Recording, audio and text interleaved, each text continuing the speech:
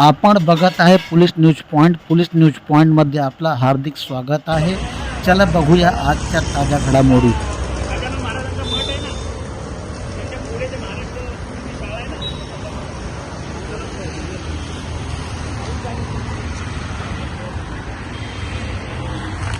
नमस्कार, मी रवींद्र मोरे, मनसे ठाणे शहर अध्यक्ष. हा तुम्ही वाहिलेला कचरा असा संपूर्ण ठाण्यात हा कचऱ्याचा ढीग बऱ्याचशा ठिकाणी हे केलेला आहे की एकतर हे झोपले होते, पाऊस पडण्याच्या अगोदर झाडं तोडायची, छाटणी करायची, तो वेळ नव्हता.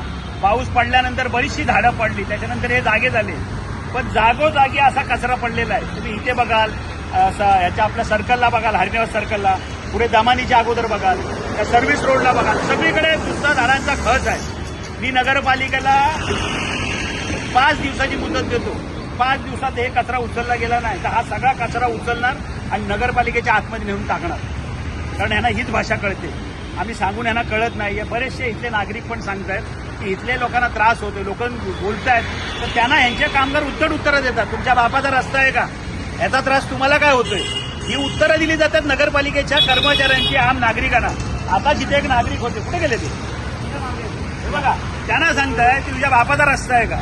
तर ही अशी जर उत्तरं असतील तर आमच्याकडून एकच म्हणणं आहे की हा जर कचरा उचलला गेला ना 4 दिवसात, हा म्हणजे ठाण्यातला, तर तो कचरा उचलणार आणि तुमच्या नगरपालिकेच्या आतमध्ये नेऊन टाकणार. मग त्यांना कळेल की कचऱ्याचा नक्की त्रास काय होतो. धन्यवाद. जय हिंद, जय महाराष्ट्र.